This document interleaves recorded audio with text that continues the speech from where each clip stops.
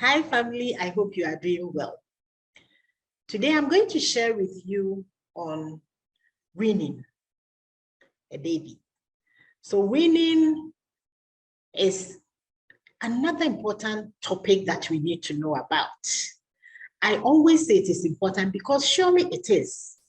Having worked in the health sector for over 34 years, I have seen a lot. And so when we talk about a topic, I know that it is something that needs to be heard, not just for the fact of hearing, but because it will contribute towards the development of a child. And as we are talking about the children now, all the topics that we'll be sharing are things that we can learn from and practice at home to help our children to grow well, to be who they have to be in the future. I believe strongly that God has given everybody an opportunity to be somebody that can help society. So listening and practicing them at home would help us a lot. Hi everyone, my name is Dr. Linda Vanutu. I've been bringing you the online pregnancy school as my contribution towards helping women and children to survive pregnancy, delivery, and also grow well.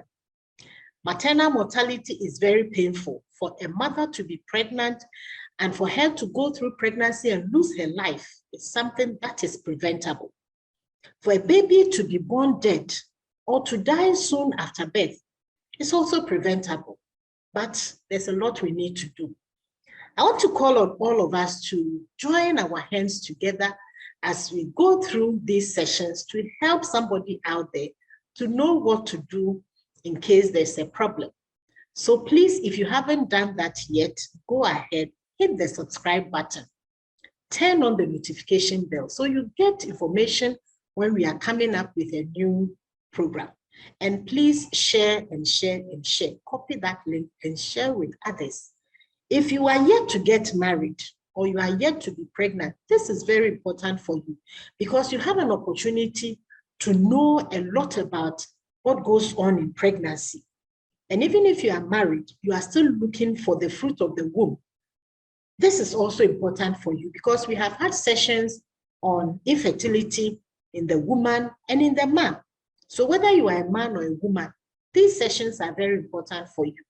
So you take your time, you listen to them, and you learn so that if you have any challenge, you can quickly go to the hospital for assessment and treatment so that you get the best out of what is going to be done for you.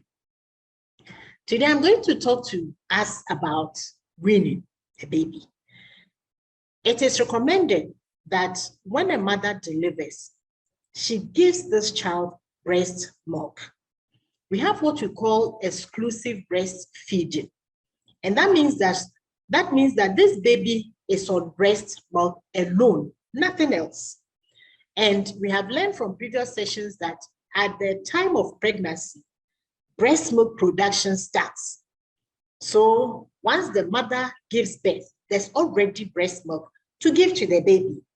That is something we learned when we spoke about the benefits of breastfeeding.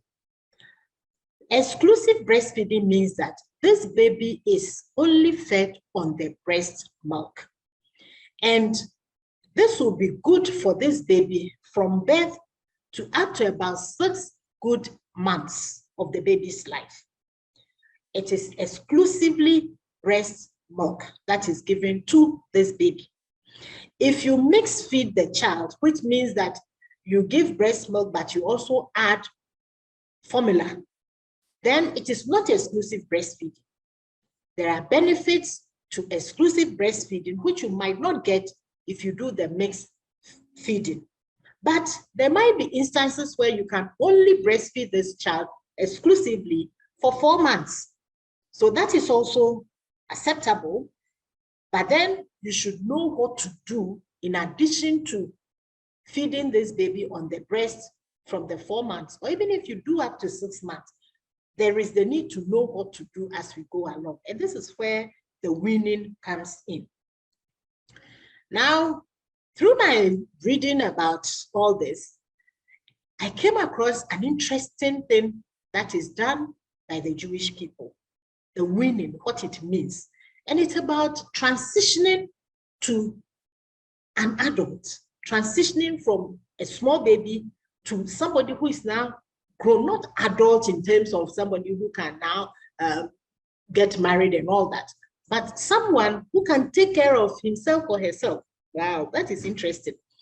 But what we are talking about with the weaning in babies is when other feeds are introduced to this baby. And usually they are foods that are more solid than what the baby is feeding on now. So if you are looking at the breast milk, which is quite liquid, and you are introducing some other foods at the weaning period, then the foods are different in terms of the consistency from what the breast milk looks like. And there are steps that have to be taken to ensure that we introduce other feeds very well. Now, people have questions as to when is the best time to introduce other feeds, or when should I wean my child? Weaning the child doesn't mean that you are stopping breastfeeding today, that I'm starting the weaning today and I'm stopping breastfeeding. No, no, no, it doesn't mean that. What it means is that you are introducing other foods to this baby, and usually they are more solid, as I said. But for some people, what they do is that they add baby formula to the breast milk that they are given. And there are steps to do this.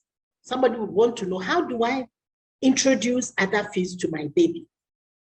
The recommendation is that you replace one breast milk feeding with whatever you want to introduce to this baby.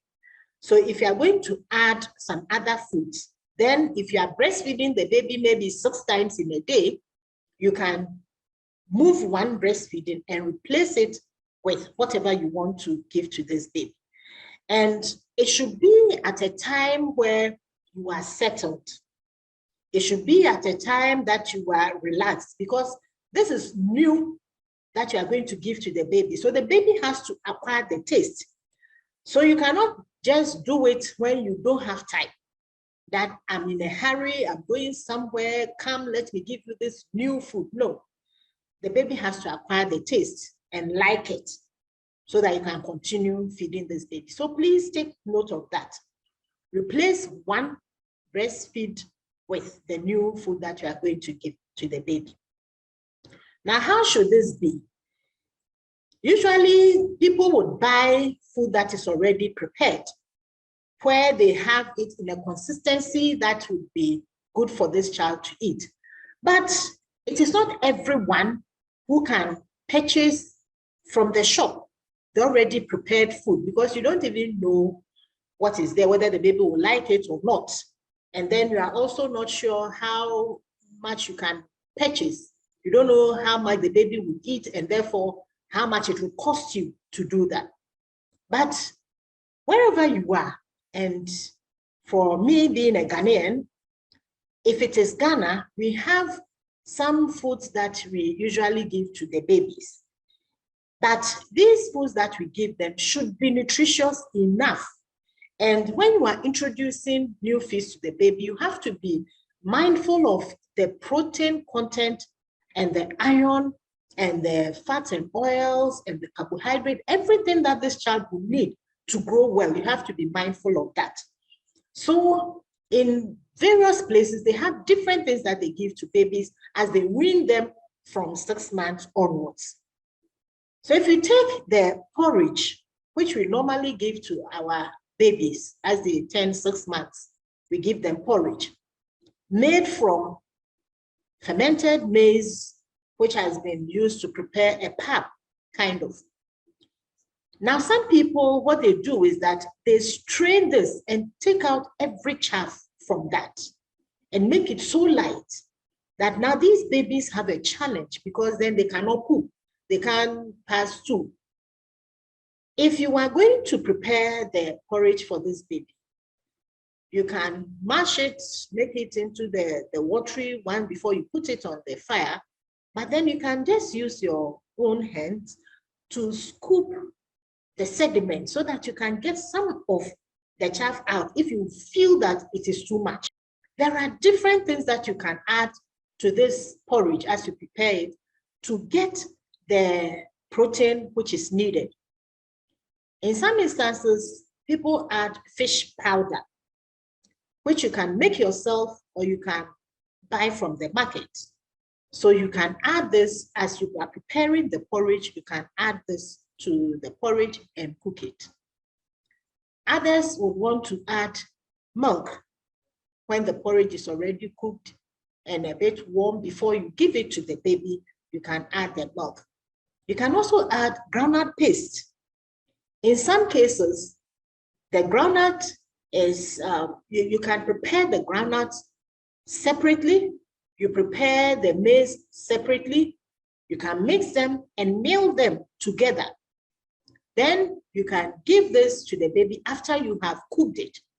So you have it already prepared so that when you cook it on fire and it gets cooked, it is ready to be given to the baby. The other thing that people add is beans.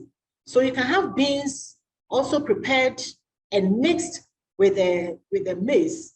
You could use rice instead of the maize. You can use millet. You can use anything that is available in your own locality to prepare the porridge. So you don't have to go and look for something that is different, because this is what you have been eating. So you can do that and get the pap prepared and you feed the baby with that. Now you can go beyond the porridge and introduce some other foods that are also rich in nutrients which the baby can eat. Sometimes, even the food that we eat at the age of 7 months, 8 months onwards, you can give them some of the food that you eat, but they should be soft and they shouldn't be in very small bit. Like if it is rice, it should not be so grainy that the child can aspirate or something. You can make it soft for this baby. You can mix it with soup, which you are preparing for yourself, but of course, you take a bit of it out before you add your very spicy things to it, so that it will not burn this baby's mouth and the baby can eat enough to get full. So you can be creative about what you give to your child, but it should be food that is nutritious. It should be food that is easily available that you can prepare. There are tips that you can use also. If you are preparing the baby's soup, you can prepare not too much and not too little. Something that probably you can feed the child about 3 times on. So you do that, you divide the soup into small containers and you keep them in the fridge. If you have a fridge, you keep them in the fridge, the small containers, so that when you take one, you can use that as a basis to add something else which you are going to feed the child with. So because this is the soup, it may just be the vegetables and the protein. So now you can add your carbohydrates to make it a meal for this child. If you are eating kenkey, if you are eating rice, if you are eating cassava, if you are eating yam, potato, anything that you are eating, you can cook that one, make it very soft, mash it, and then mix it with this soup that you have prepared for the baby into a pap kind of food, soft enough for this baby to eat. Now, the other thing that you can do is to have the bones. You buy the bone from the meat shop and use that to prepare a broth. You can add vegetables, some tomatoes, some carrots, some onion, something to make it tasty. You prepare that one and use that as the base to add whatever you want to add, whether it is sweet potato or anything that you want to add. Cook that one, let it be very soft, mash it, and add to the soup and give to the baby. As I said earlier, you want to replace one meal a day, one breastfeeding a day with this new food that you are introducing. Today, tomorrow, you can introduce 2. The next day, you can add on gradually till you get to the time when you see that this baby is able to eat. please do not give the baby too much at a time when you are starting. Give the baby a little. Let this baby acquire the taste. And because you want this baby to be eating other things in addition to taking the breast milk, it's good that you give the child some variety. So if you prepare the soup and you are adding yam to this one, you can add rice to the other one so that there's a difference in taste, and that will be helpful. The other thing you can do is, for some of the mothers, they know, and grandmothers, they know what to give to these babies. So they have their own way, even if it is the porridge that you prepared. Sometimes they can add a little bit of oil to give it that energy, to make it more complete, and to make it tasty for this little child to eat. So you can do that. As the child grows, getting to some children, even at the age of 6 months, they can feed themselves. You can give them very soft things and they can eat. They can pick them and put into their mouths. You will know what the child likes and what the child doesn't like, so that it helps you in choosing what to give to the child. Dear family, today I'm talking about weaning the child and giving some tips as to what we can do to help us not to be frustrated because we want to add other foods and the children don't want it. So what do we do? That is what we are talking about. And what can we feed these babies on? Now, another thing that you have to look out for is what to use to feed this baby. So you have prepared the food, but how am I going to feed this child? Should I put it in a feeding bottle or put it in a plate, a cup, or whatever? It depends on one, the age of the child, as well as the consistency of the food that you are going to give to the child. For example, you cannot put very thick things into the feeding bottle with a small hole at the tip and expect that this child will be able to feed on that. And also remember that keeping the feeding bottle sterilized or healthy is another chore that you have to go through. But if this child is going to be given something that is watery, like a formula, then of course the bottle could be one option, but you can also use the cup. There are special cups that have been designed to feed babies that can be used.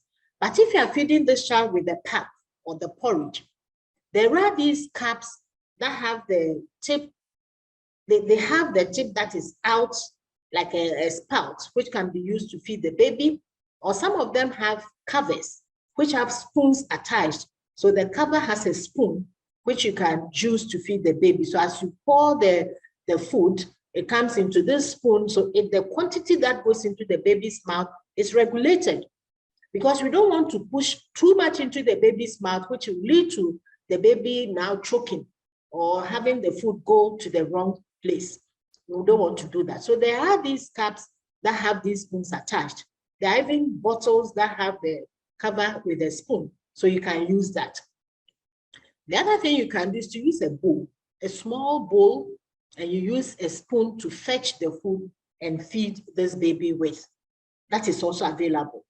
So there are ways that you can feed this baby based on the consistency of the food that you are giving to this baby.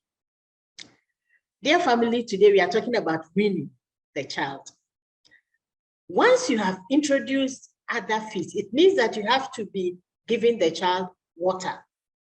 Water is very important because it will help with the digestion of the food.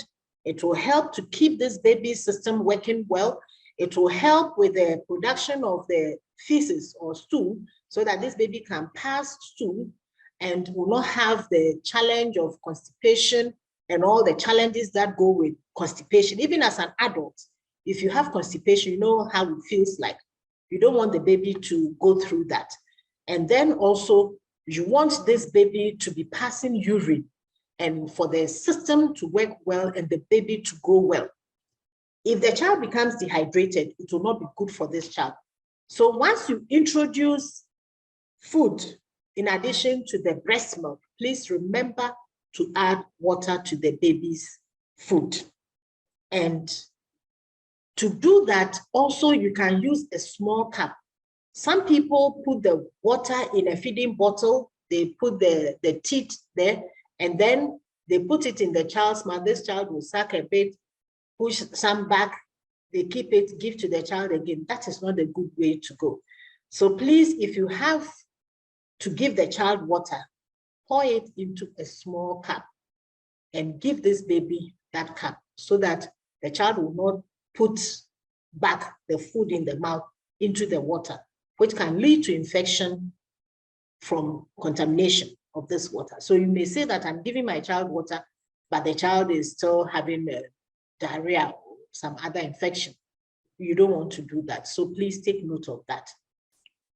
As we feed these babies, we should also be giving them some fruits and vegetables. And you can mash the fruit with banana or pawpaw, whatever fruit you are giving to this child. You can get the soft one, mash it, and give to this child. So it could be done maybe once a day. You give this child this fruit to eat. Another thing is to give the child some vegetable, and you can put this vegetable into the soup that you are preparing. So if it is carrots that you are going to give to this child, as you prepare the curry, you can blend or mash it, whichever way will be suitable for you. You do that so that the child will have vegetables in addition to whatever you are giving to the child. It is really important that we do this. For you to know whether your weaning is going well or not, you will see from how the child is growing. And when you go for the child welfare clinic, they will check this child's weight. You may be asked to do a blood test to see where the blood level is, that's the hemoglobin is. And generally, they will let you know whether what you are feeding the child with is okay or not. If you feed the child and the child vomits, you feed that once, twice, if you realize that this child doesn't like this food, or you give the child that food and you find that the child starts having diarrhea or reacts in any other way, please, it means that that has to be looked at. Maybe this child is not tolerating that particular food that you are giving to the child. So there's a need to change it. But whatever it is, I always say that if you have a challenge, please go to the hospital. It is better to go for them to look at this child and say that there is nothing wrong than for you to stay at home, delay in going there, and be told that if you had come a bit earlier, we could have saved this child's life. And if you are weaning the child, also please take note that whoever you leave this child with has to know how to prevent this child from getting an infection.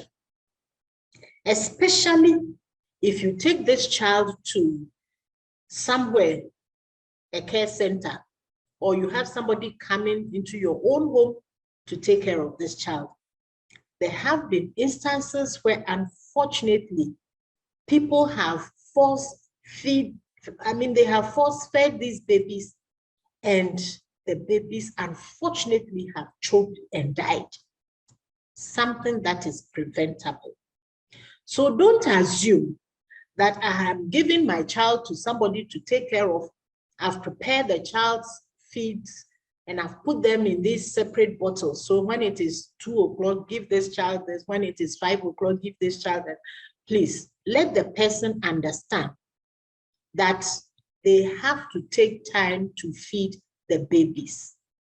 We don't have to force feed these babies for them to choke. If you have a certain quantity of food, you find that the child doesn't want to eat all of it, do not force this baby to consume everything because you have prepared it. That is why you have to start with small quantities first and add on as the baby likes it and as the baby grows older. As you wean the child, breastfeeding must continue. And you can do that because you might be going off to work. So it's not possible for you to be there the whole day to breastfeed the child. But In the morning before you leave for work, breastfeed this child because the breast milk is still beneficial for this child.